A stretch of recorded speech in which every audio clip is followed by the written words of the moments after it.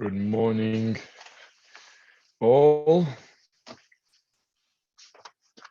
Welcome back to another session. Hi, Linda and Jaime. Thank you for joining us today. Morning, Michael Stein. Welcome aboard, one and all.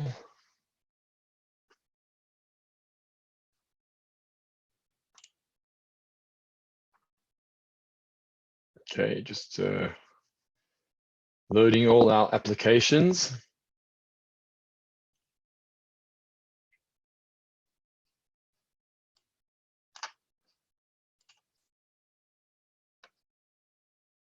Evan Posner, thank you for joining us today. Great.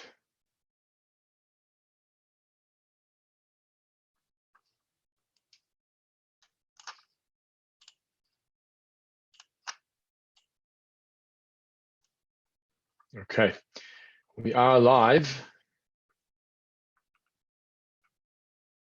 on Facebook and on YouTube. If you are joining us now, please say hello. Good morning, Jenny Lichtenstein, Manfred Kalmuk, Boker Tov Maureen and Robert Levy. Beautiful. Good to see you all logging on.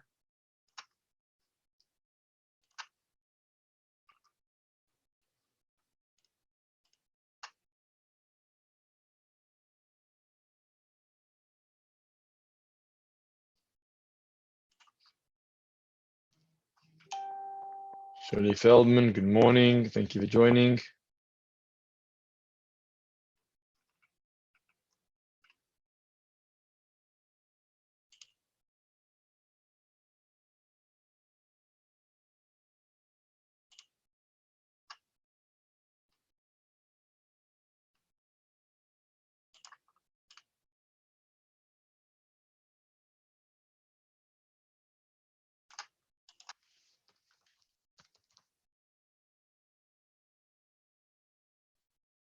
Thank you, Michael, for inviting your friends. Thank you. Felicia Jenks, good morning. Shirley Feldman, good morning. Welcome to Kate. Happy you're joining us too.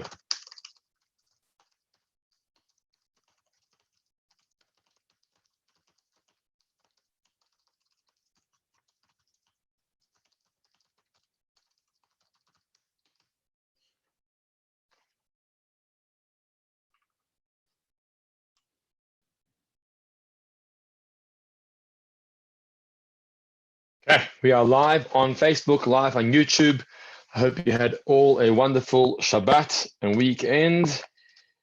And welcome back for another session of Lockdown Inspiration. Boker Tov, Norman, Shavua Tov, Tracy Mindor, good morning. Thank you for joining us.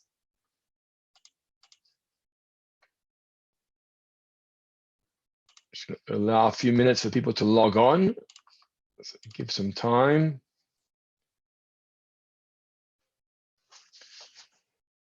You type so fast. Oh boy. We are live on YouTube as well, and there are some viewers on YouTube. If the viewers on YouTube will say hello to us in the comments, that'll be great. It's nice to communicate in the chat, both on the Facebook side and on the YouTube side. If you're with us on YouTube, just say hello in the chat, and we'd love to communicate with you personally. Charmaine Chatkin, good morning. Thank you for joining us. Good. Wonderful. I hope you're all keeping well. I hope you've all had a wonderful Shabbat, restful and inspirational. Let us know if you're joining us. No sound, Norman. No, we go through this every day, Norman. Come on. Maybe restart. I think the sound's working. Let us know if you're joining us out of Johannesburg. Any Perth or Australian students that are with us now, let us know. Anyone from Israel, let us know if you're with us. We'd love to know who's joining us today in sunny Johannesburg. Thank you, Philip Gordon on YouTube. Thank you for commenting in the chat box. Good to know you're with us. Thank you. Appreciate that. Anyone else on YouTube, just comment in the comments. That's the way to go. Wonderful. We got participants on Facebook. Oh, Felicia Jenks has no sound. Boy, oh boy. Boker Tov, Clayton Danelli from Israel. Felicia Jenks and Norman Stain claim there's no sound. Can anyone confirm whether you got sound? Ah, hold on.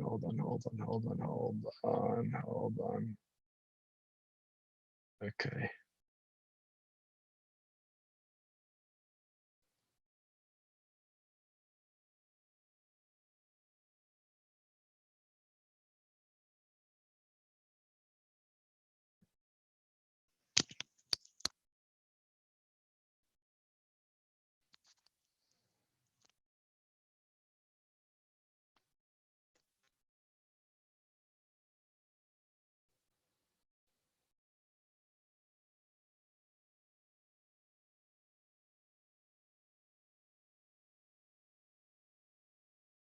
Hear you loud and clear. Good to hear. It's good to see the comments now.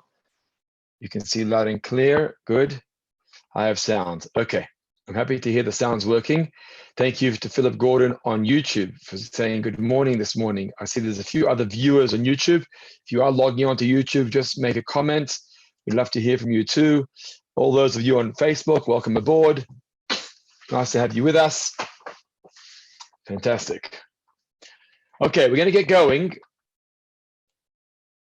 So here we go.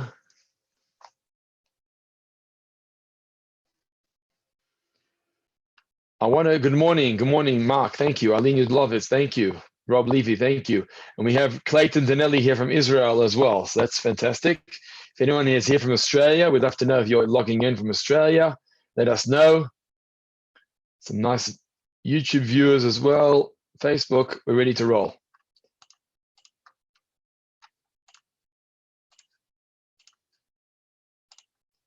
Morning, Gary. Day Block, good morning. Okay, so a couple of days ago, I told you a story which triggered a conversation we've had over the last couple of days. I want to go back to that story because the story was about a call I once got. I once got a call saying, Rabbi, we're having non-Jewish visitors that are coming over for Shabbat dinner. And I'm nervous that they're going to ask me some questions about the rituals of Friday night dinner, Shabbos dinner. So can we just discuss and go through some of the rituals and understand the reason behind them so that if they ask me any questions, I'll know what to answer them. And so we went through them. The candle lighting and the kiddush and the vassing and this and that. And I thought to myself, is that what it takes? It takes non-Jews to come to our house to ask us questions. For us Yidden, for us Jews to ask ourselves, what is this all about? Why don't we ask these questions on our own? Why don't these questions bother us? We've got children at home, we've got grandchildren at home. We should be asking these questions even without the non-Jewish colleague that's coming over for a Shabbos dinner. And we have to answer their questions. So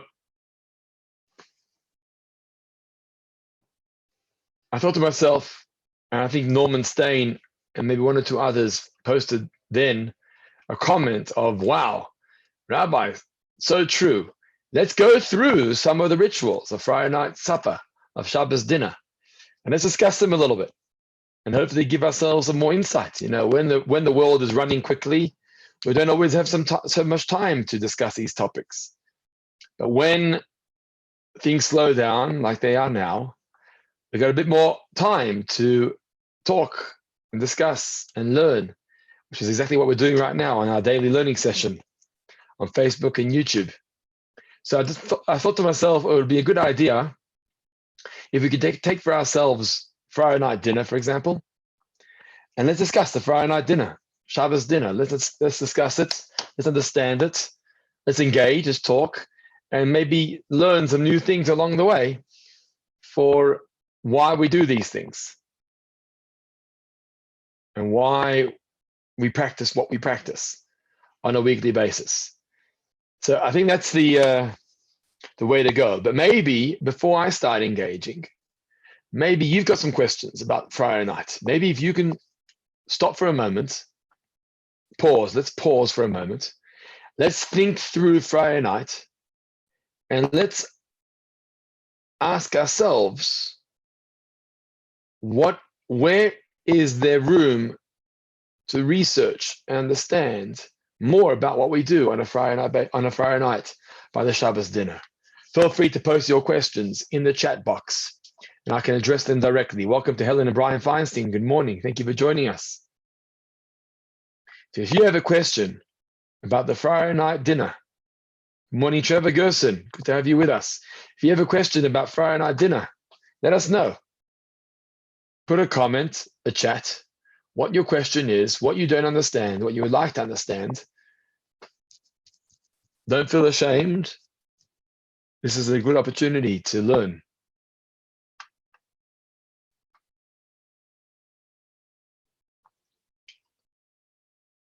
So while you're thinking of your questions, I'm going to start, because the first thing that anybody's going to notice when you walk into a home on Friday night, morning, Steve Nossel, the first thing someone's going to notice when you walk into your home on Friday night is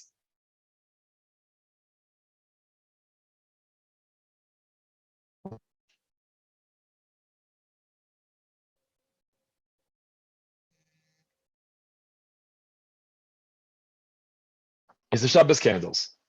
So let's discuss the Shabbos candles for a moment, because that's the first thing that catches our attention. What is the purpose? What is the reason? Remember, that's what we're searching for over the last couple of days. The neshama, the soul behind rituals, behind practicalities, behind logistics. What is the purpose?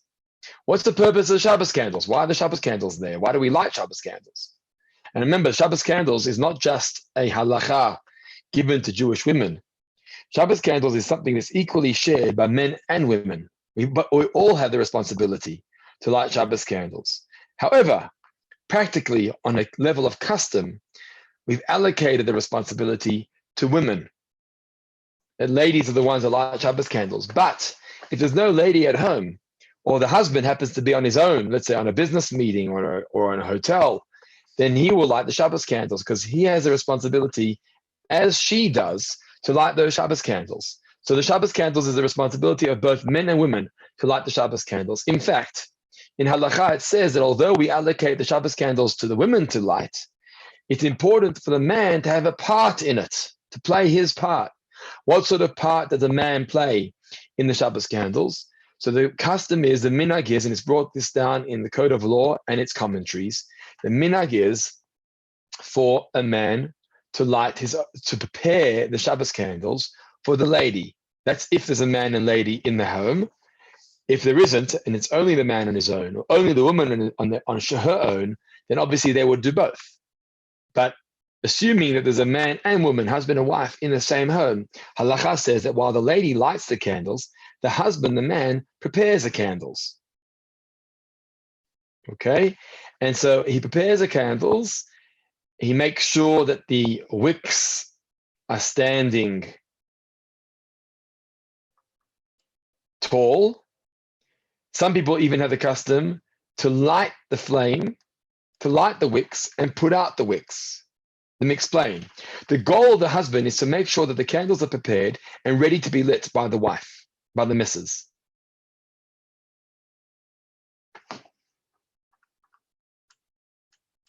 We've got a question here on the, just see this?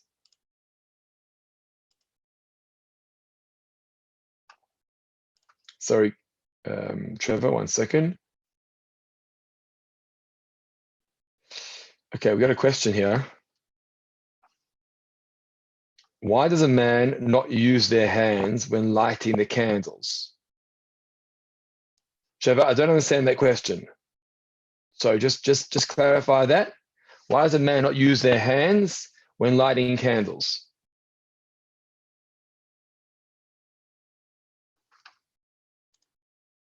I see Hilton. Shaq is with us commenting.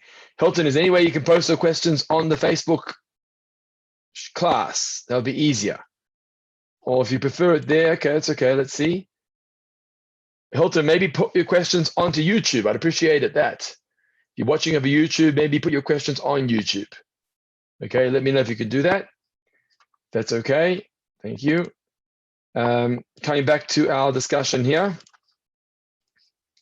Juggling all these windows here. Okay. Okay, Mark Wachenheim, I've seen your question. Give us a second. We'll come back to that in a moment. Trevor Gerson, we just want you to clarify. Waving. Good question. Why does a man not use their hands when lighting the candles? Who said, Trevor? Who said that the man doesn't wave their hands 3 times, I imagine, like this? Who said that men don't wave when lighting Shabbos candles? Okay, just let us know where you have that reason from.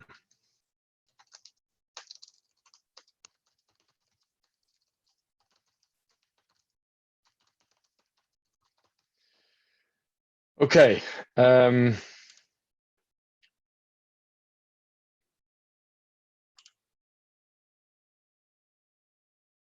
Just give me a second here.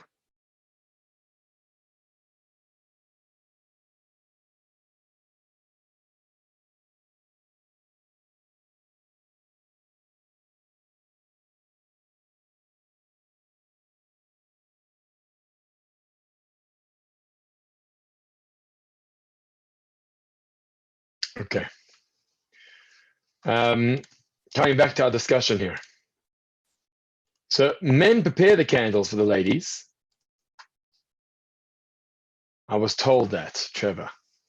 Interesting. I'm not so sure that the men should be any different to the ladies. Whatever the ladies do during their lighting, the men should do too. That's my understanding, Trevor. So I'd like to know the source of that. What is the reason? What is the reason for waving our hands? You want to know, right? Okay, we'll come to that too. Thank you for asking.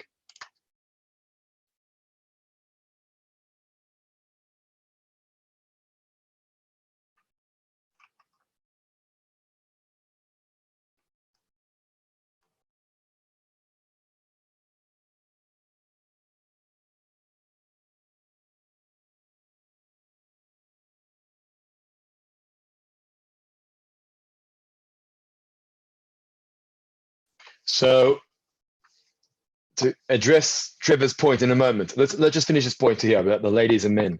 So we got to have these candles, and men prepare the candles. That's their role, that they participate, and the lady then lights it. Again, if the man is on his own and the lady is on her own, they'll do both. That's the responsibility. Trevor wants to know why we wave our hands when lighting those Shabbos candles. I'll come to that in a moment. I'm first going to question, why do we have candles? Then we'll come to the actual practicality and the reason behind the waving of the hands. Why do we have candles on Shabbos? So first of all, we know that the purpose of Shabbos candles was to bring light into the home. Because in the days of old, there was no electricity. So normally you would eat your supper, let's say at 5 o'clock before dark. But Shabbos, we don't do that, because Shabbos, we eat our supper, Su'udat Shabbat, the meal of Shabbos, after Shabbos comes in. But after Shabbos comes in, it's already dark. So then how are you going to eat? In the dark. Families, husbands and wives, friends, how do you do that? So therefore, the custom was, Halacha says, to light the Shabbos candles. The Shabbos candles is what brings light into the home. And when you have a light in the home, that brings Shalom Bayit, and then you're able to have a proper meal.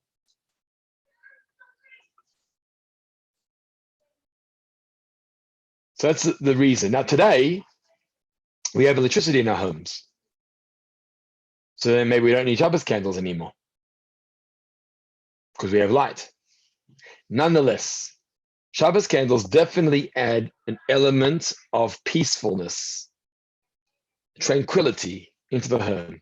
When you see those candles flickering as Shabbos comes in, there's an element here of Shalom Bayit. So although we don't necessarily need the light to bring us the Shalom Bayit, the home, the peace, the tranquility, they definitely add an element to the home, and that's the reason behind the Shabbos candles that we light on Friday night. I'm going to come to some of the questions. So Hilton Shack has an interesting question on YouTube. Thank you, Hilton, for posting on YouTube. We're getting our students on YouTube more active in the chat box. Thank you, Hilton. So Hilton posts the following. I was saying over Shabbos, over Pesach, why do we have 2 candles for Yom Tov as well? Shabbos, we say Shamor v'Zachor, but Yom Tov doesn't have Shamor v'Zachor. Good question. So let me just say that Shabbos candles and Yom Tov candles, let's start, Shabbos candles, the Shamor v'Zachor isn't the reason why we light the candles. The reason why we light the candles is to bring light into the room, light into the home. Even today that we have electricity, we still use the candles as an extra element of peacefulness, of light, of tranquility. Shamor v'Zachor is just a hint that because we want to remember the 2 aspects of Shabbos, we want to remember the positive, proactive mitzvot as well as the negative prohibitions. So to remember the 2 mitzvot, we have accustomed to light minimum of 2 candles to remind us of Zachor v'Shamor. Now Hilton's question is valid. Yom Tov, Pesach doesn't have Shamor v'Zachor, because Shamor v'Zachor, the 2 words describing negative mitzvot and positive mitzvot, are used to describe Shabbos, not Yom Tov. Hilton, the answer is that on Yom Tov, we have laws that are the same as Shabbos. Although it doesn't say Shamor v'Zachor about Yom Tov, we practice Shamor v'Zachor regarding Yom Tov too. On Yom Tov, we also have negative prohibitions, very, very similar to Shabbos with a few exceptions. And we also have the Zachor aspect, the positive, proactive mitzvot as well on Shabbos, on Yom Tov. So although the words are not written about Yom Tov, they're only written about Shabbos, Yom Tov, we observe those 2 concepts, and therefore we keep the 2 candles the same as we do on Shabbos too. I hope that answers your question, Hilton. Thank you very much for sharing. Regarding Trevor's question, and I see there's a few other questions coming through. This is great. I love this. Thank you so much for making this so interactive. This is really, really engaging. Thank you. If you have any more questions on either YouTube or Facebook, please post them. If you're just coming online now and we haven't heard from you this morning, just say good morning and make your comments in the comments bar. Greetings as you enter the classroom. To answer Trevor's question, so Trevor, here's an interesting discussion. Trevor wants to know why we wave our hands 3 times as we light the Shabbos candles. And Trevor, once again, I'm not so sure that there should be a difference between men and women. Women do it, and I don't see a reason why men who are lighting shouldn't do it either. So maybe worthwhile investigating that a little bit more. But I think that men should do it as well, together with as well as the ladies, when the men light the Shabbos candles. So what's the reason for it? There really is no source. I don't think there's a source for that custom. There is a source, and I'll tell you like this. There is a source for covering our eyes when lighting Shabbos candles. We cover our eyes before the bracha. We then say the bracha, L'hadik ner Shabbos kodesh, and we then take off our hands off our eyes. There's a reason for that. Very interesting reason. But that's not necessarily the source for waving of the hands. So I'll get to the waving of the hands in a moment. But the reason for why we cover our eyes when we light the Shabbos candles is as follows. Generally, all mitzvot have a bracha. All mitzvot, we say the bracha before the action. Think about it. Before you put a mezuzah on the door, you make a bracha on the mezuzah. Before you put on tefillin and you tie the knot, you make a bracha. Always before a lady goes down into the mikveh, she makes a bracha. Always a bracha before the mitzvah. That's the way things are done. Before shofar blowing, bracha, before.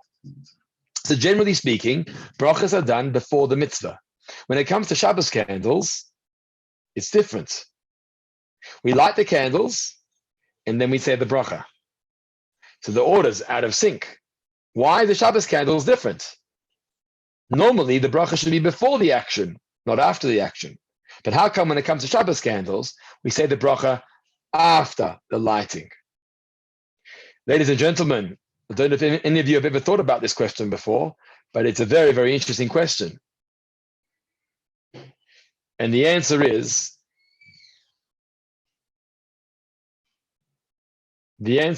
that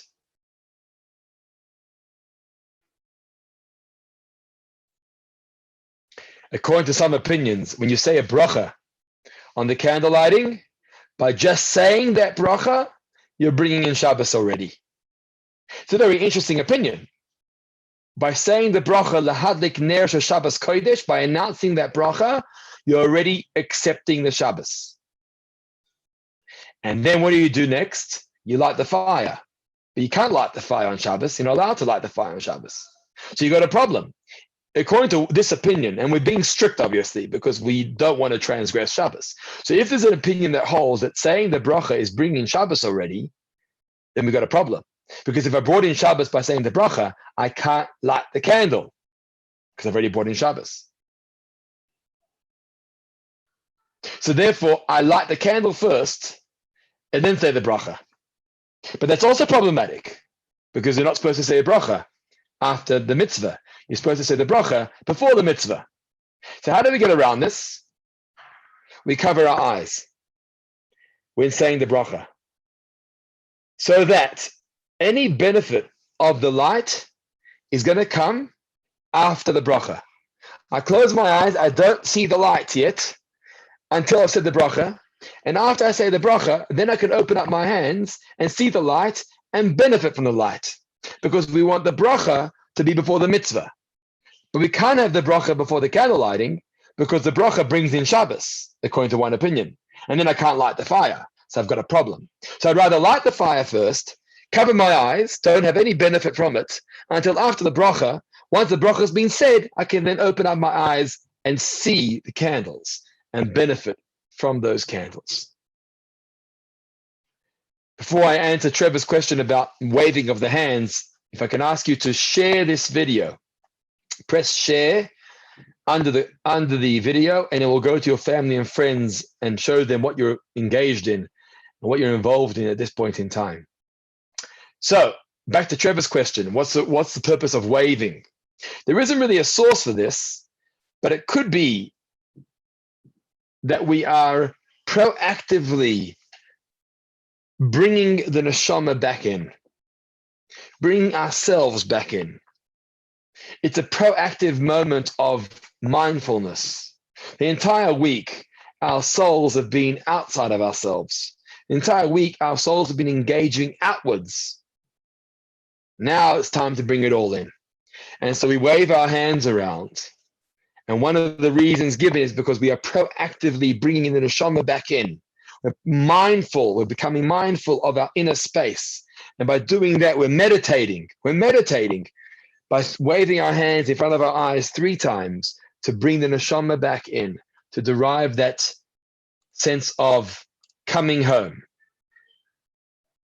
from the outside world and moving inwards into ourselves.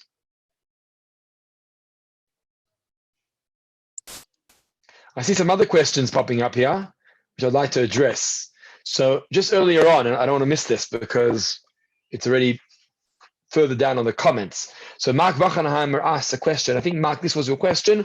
What special foods do we have on Shabbos? I think that was your question, Mark. What special foods do we have? Right, just correct me if I'm wrong. That was Mark's question. I'll come back to the special foods because I assume your question was related generally to Shabbos. So we're going to have to leave that question about the foods for a moment while we engage here. And let's take some questions regarding Shabbos candles for now. So I see here,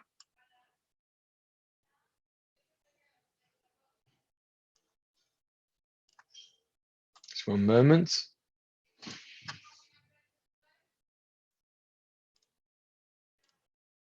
Okay.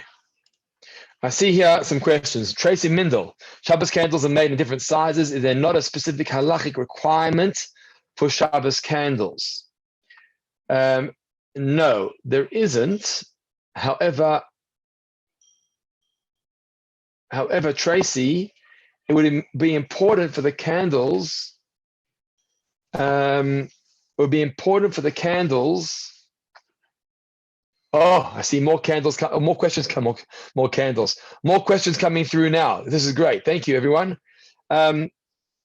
Tracy, no, so there's no size, but if one's lighting early in the afternoon, let's say during the summer weeks, we light early in the afternoon, you got to make sure that the candles last past Teta Kochavim, which is nighttime. So if your candles are small and they don't last long enough and you've lit them too early, they're not going to last all the way till after it becomes dark. It's the only requirement. Robert Levy asked a question, should the candles be on the table? Well, the halacha is that when you make Kiddush, you should see the Shabbos candles. So ideally, you have to have them around you. If not on the Shabbos table, then nearby on the bench top. But to be in a different room is more problematic. Mark Wachanam, yes, thank you for reposting your question. Specific foods that we eat on Friday night that are traditional or halachic, we'll get to that in a moment. Lionel Rubin asked a question about how many candles. So minimum 2 candles, Shamor v'Zachor, and then we have a custom to add on or to have for the number of children in the family, people in the family. That's one of the customs. 1 candle per child. So Lionel, you wrote that your wife lights 9. That may be related to the number of children in your family. Helen Feinstein, I light 10 candles, 8 extra, 2 for our daughters and 6 for our grandchildren. Wow. I've been told that once you have started this, you cannot stop. Your input, please. Interesting. 10 candles, 2 for our daughters and 6 for our grandchildren. That's an interesting custom. That's quite a costly custom. Helen, that's quite a costly custom to light that amount of candles. Interesting. I wonder if there's room to annul a neder, meaning this was a promise of yours or a commitment of yours, and I wonder if there's a room to change that. There is such a thing when a person takes on a new resolution and realizes that it's a little bit impractical. There's room to go back on that commitment. There's room for that. So one will need to look more into that. You're more than welcome to message me privately after we're done, and we can follow up on that if you really want to change. If you're comfortable with your custom of lighting 10, then Gesundheit. Continue as you've been doing. Trevor Gerson, are you allowed to wash before saying Kiddush and do the brachas after each other? Wow. That's an interesting question, Trevor. Trevor, I'd like to know where that's coming from, because there is such a discussion in halacha. I just would like to know where you're getting that from, that concept. Please let me know. Aline Yudelovitz is asking about Vassing. Okay, we're going to come to Vassing as well. Good. I like this. Everyone's commenting comments today. But we'll come to Vassing as well. Anything to do with the flame always points upwards to heaven, like your neshama should be connected to Hashem. Good. If a man forgets to light candles, is he also compelled to light an extra candle, as do women? So just to discuss Norman's comment, it's right. Okay, so I'm going to come to your point in a moment, Norman, about the candle going upwards. Let me get to that, okay? I'll come back to that just now. Trevor Gerson, absolutely. If a person forgets Shabbos candles, the rabbis gave a tikkun. How do you correct a wrongdoing of forgetting to light Shabbos candles? And the tikkun is to add on a candle thereafter. And that reminds you, that extra cost every week is going to remind you, don't ever forget this again. So that answers your question. Yes, I think it would apply the same. Charmaine Chatkin asks the question, could you please tell me why it's not allowed to blow the candles out, and why if they go out themselves, one is not allowed to relight them? That's interesting. I went out for Shabbos dinner and the hosts do that. Trevor, it's fascinating. They wash before Kiddush. Wow. Interesting stuff. Shai Shaulov, what one eat on Shabbos morning before, can one eat on Shabbos morning before shul? This is great, guys. I really hope I can answer all the questions today. I'm not going to get through everything today, unfortunately, because I try and keep this to a half an hour session. So I'm going to ask Mark Wachenheimer, who asked questions about food. I want to make a note of this because I want to get back to these questions. Just give me a moment here. Just give me a moment while I put down these questions. Otherwise, I'm going to forget them. Food is one question. Blowing out candles. Okay, we're gonna address Charmaine's question now about blowing out candles. Norman's question about the fire, or the comment. He read a comment more than a question about the fire. And Shai Shaulov, we have to come back to that. Eating before Kiddush. We'll come back to that in the future. Log on every day, 10:30, and we'll continue the conversation about that. Trevor Gerson, just to answer your question, Trevor, before I lose track here. It's not ideal. It's normally done in camps, but Bnei Akiva does it because there's so much traffic settling down for the meal and getting up for the meal that the order, right? So what they do in camp is they go wash first, then come in and make Kiddush, and then Hamotzi, like one after the other. But I didn't think it's done normally. Not ideal. I guess in camp there's no choice, but I don't know around the Shabbos dinner. Sort of changes things around a little bit. Okay, coming back to, I personally wouldn't subscribe to that. It's my own home, but each for their own. I think there is halachic reason to it. That's why they do it. So there's not too much movement. Yeah, I understand that, Trevor. But in a home, is there really a big problem? Helen Feinstein, when we are home, it is fine. When we are not at home, I've been told you only light 2. That's correct. Helen Feinstein, correct. When you're on your own, you can light 2. That's fine. When traveling. When at home, ideally, you stick with your regular amount. Some people light the regular amount even outside of the home, and they continue as usual. But some people, when they travel, halacha says you can rely on the minimum. And when you're back at home, you light the regular number of candles. To answer some of the other questions, relating to the flames per se. So Norman writes that the flame reminds us of the neshama going upwards.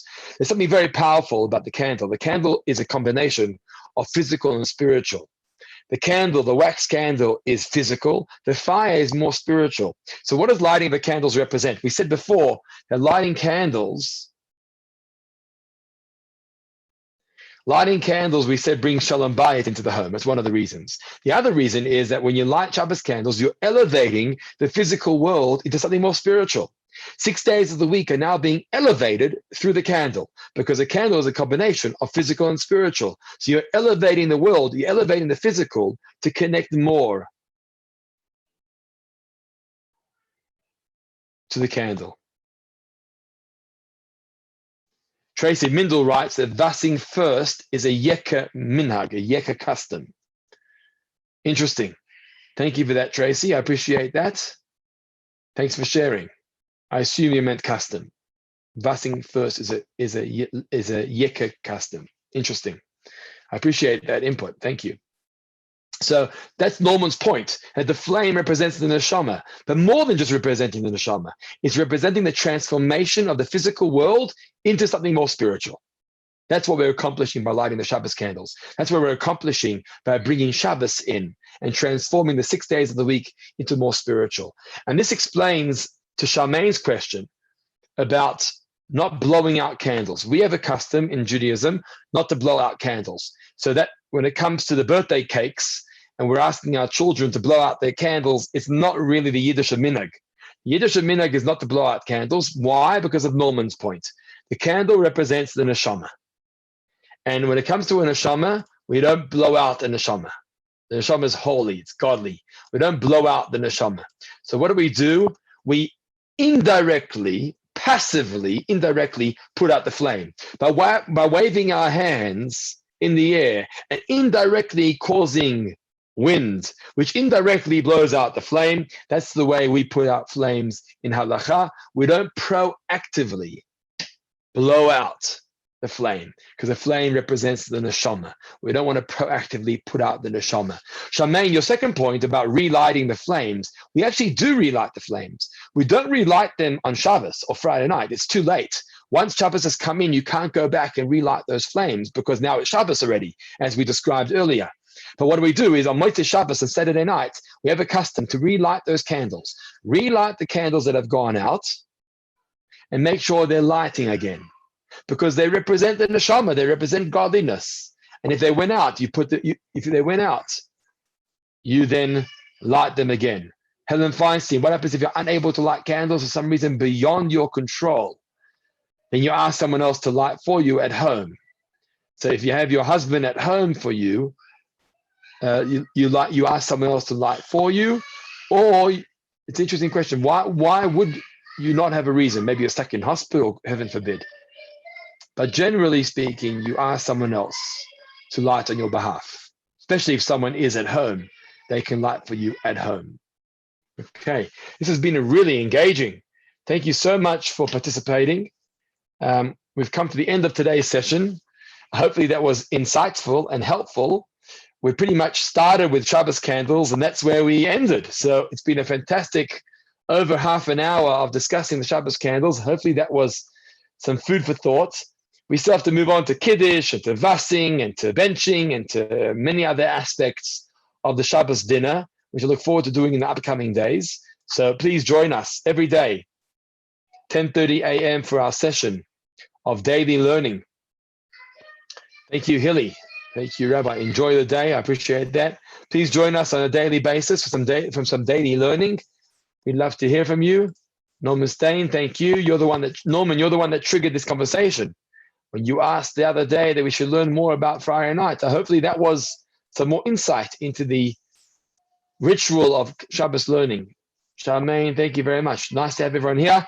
If there's any other questions or comments, feel free to post them. We'll see if we can address them either today or another day. Thank you, Tracy. I appreciate your comment. And thank you for joining us on YouTube or Facebook, wherever you've been today. It's been phenomenal engaging with you. I appreciate the feedback. Thank you, Lionel Rubin. Good to have you here with us. Appreciate the communication. Thank you. Helen, thank you. Helen Feinstein, thanks for joining.